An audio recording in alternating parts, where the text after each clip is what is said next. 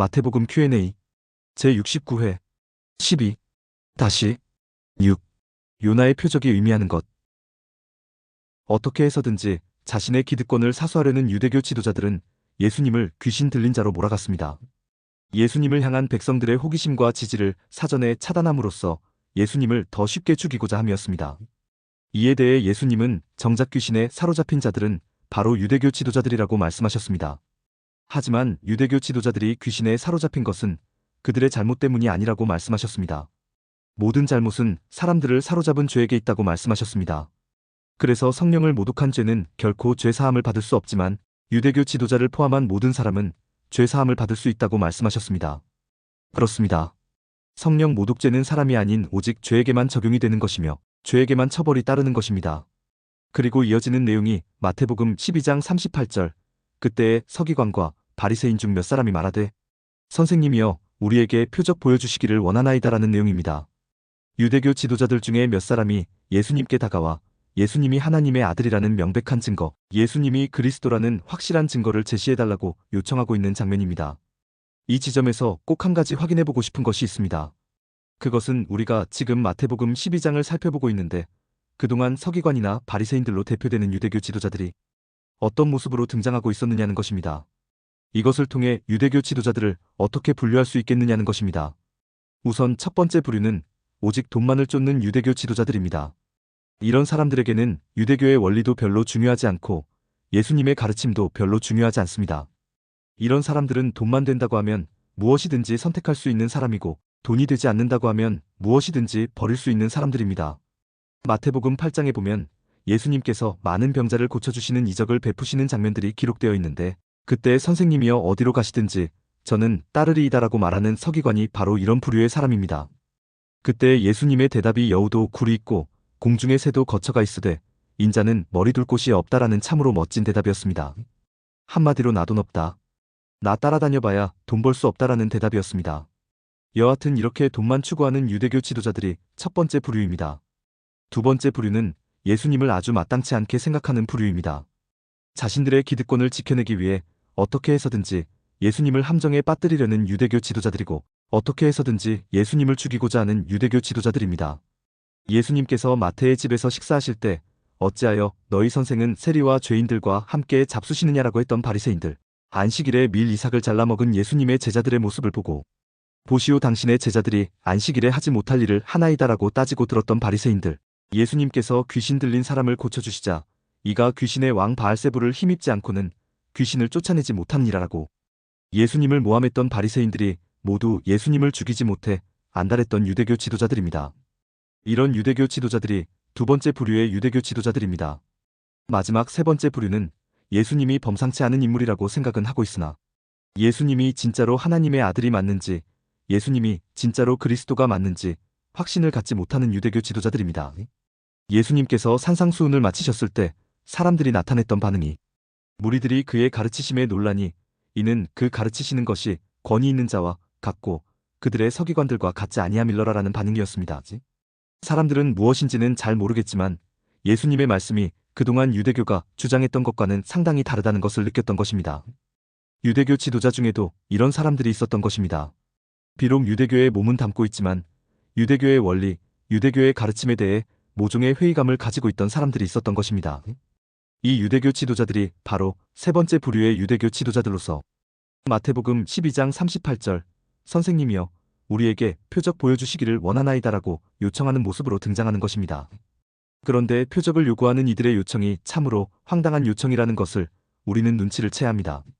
왜 황당한 요청인지 그 이유를 확인해보기 위해 표적을 요구하는 이 사람들의 마음속으로 한번 들어가 보도록 하겠습니다. 이 사람들이 표적을 요구했습니다. 왜 표적을 요구했겠습니까? 그동안 예수님께서 행하셨던 말씀과 그동안 예수님께서 보이셨던 이적을 예수님이 하나님의 아들이라는 것의 표적으로 예수님이 그리스도라는 것의 증거로 인정할 수 없다는 것입니다. 인정하지 않으니까 다른 표적을 요구하지 인정했으면 더 이상의 표적을 요구할 리가 없습니다.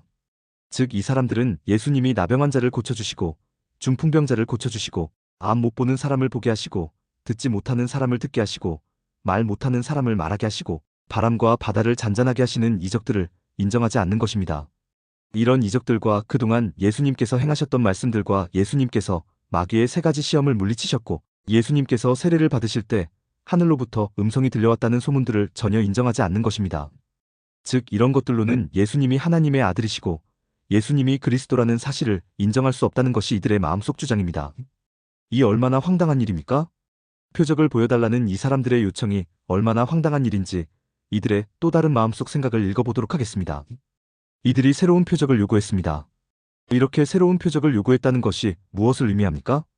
예수님께서 새로운 표적을 보여주면 이제 그 표적을 이해할 수 있다는 것을 의미합니다. 그 표적을 이해함으로써 예수 당신이 진짜로 하나님의 아들이 맞는지, 진짜로 그리스도가 맞는지, 자신들이 인정할지, 인정하지 않을지를 자신들이 정할 수 있다는 의미입니다. 그런데 이 생각이 얼마나 황당한 생각입니까? 여쭈어 보겠습니다. 예수님이 나병 환자를 고쳐주셨고, 중풍병자를 고쳐주셨고, 앞 못 보는 사람을 보게 하셨고, 듣지 못하는 사람을 듣게 하셨고, 말 못하는 사람을 말하게 하셨고, 바람과 바다를 잔잔하게 하셨습니다. 이런 일들이 사람이 할 수 있는 일입니까? 사람이 할 수 없는 일입니까? 사람이 할 수 없는 일입니다. 그럼 이 일은 누구만 할 수 있는 일입니까? 오직 하나님만 할 수 있는 일입니다. 그렇다면 예수님께서 하나님의 아들이라는 것이, 예수님께서 그리스도라는 것이 증명이 된 것입니까? 가 되지 않은 것입니까? 증명이 된 것입니다. 확실한 증명이 된 것입니다. 그런데 이미 행해진 표적은 전혀 인식하지 못한 채 새로운 표적을 보여주면 인정을 해주겠다고 하니 이 얼마나 황당한 일입니까? 정말로 어이없는 일이 아닐 수 없습니다. 어쩌면 이들은 차라리 예수님을 죽이고자 무지막지하게 덤벼드는 두 번째 부류의 유대교 지도자들보다 더 교활하고 더 영악한 사람들일지도 모릅니다.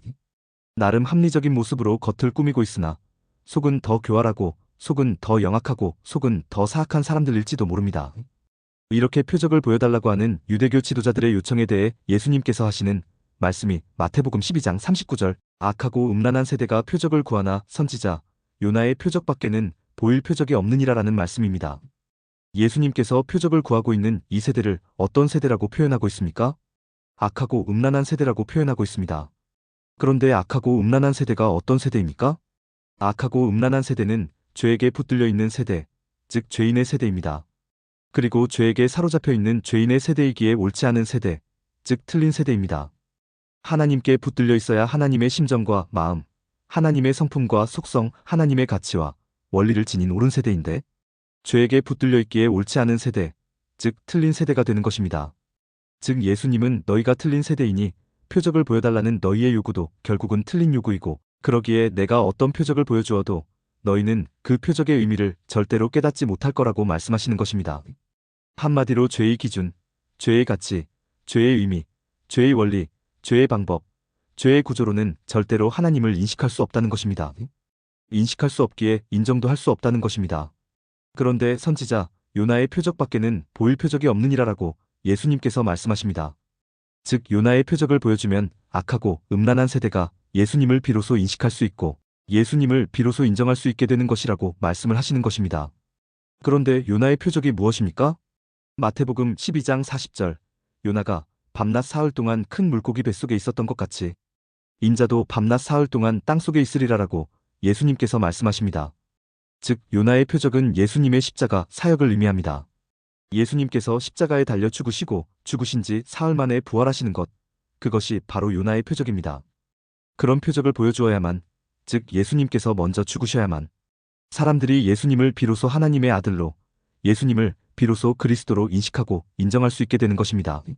한마디로 예수님이 죽기 전까지는 악하고 음란한 세대, 즉 죄인의 세대는 결코 예수님을 인식할 수도 없고 인정할 수도 없다는 의미의 말씀, 그 어떤 표적을 보여준다고 하더라도 죄인이 하나님을 깨달을 방법은 절대로 존재할 수 없다는 말씀, 그 말씀이 바로 선지자 요나의 표적밖에는 보일 표적이 없느니라라는 말씀입니다.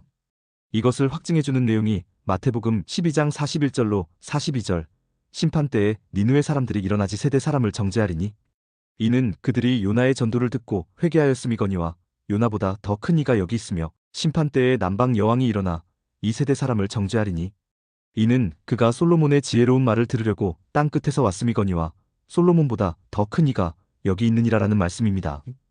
요나보다 더 큰 이, 솔로몬보다 더 큰 이, 즉 예수님이 지금 사람들 눈앞에 있지만 사람들은 전혀 알아보지 못하고 있으며 심판 때에 다시 말해 예수님의 십자가 사역이 완성되었을 때 사람들이 비로소 예수님을 인식할 수 있고 예수님을 인정할 수 있다는 의미입니다. 즉 예수님은 자신이 죽으셔야만 비로소 사람들로부터 인정받을 수 있다는 것을 진즉에 알고 계셨던 것입니다. 그런데 오늘날도 이러한 상황을 종종 목격할 수 있습니다. 내가 가지고 있는 물질의 문제를 해결해 주시는 표적을 보여주시면, 내가 가지고 있는 건강의 문제를 해결해 주시는 표적을 보여주시면, 내가 가지고 있는 관계의 문제를 해결해 주시는 표적을 보여주시면 하나님을 인정하고 하나님을 더 열심히 믿겠다는 사람들이 있습니다. 그런 사람들에게 예수님께서 하시는 말씀이 악하고 음란한 세대가 표적을 구하나 선지자 요나의 표적밖에는 보일 표적이 없느니라라는 말씀입니다. 오늘 내용에 공감하셨다면 구독과 좋아요, 알림 설정 부탁드립니다. 하나님의 말씀을 바르게 전하는데 큰 도움이 될 것입니다. 평등하고 공정하며 정의롭고 행복한 세상을 이루는데 큰 도움이 될 것입니다.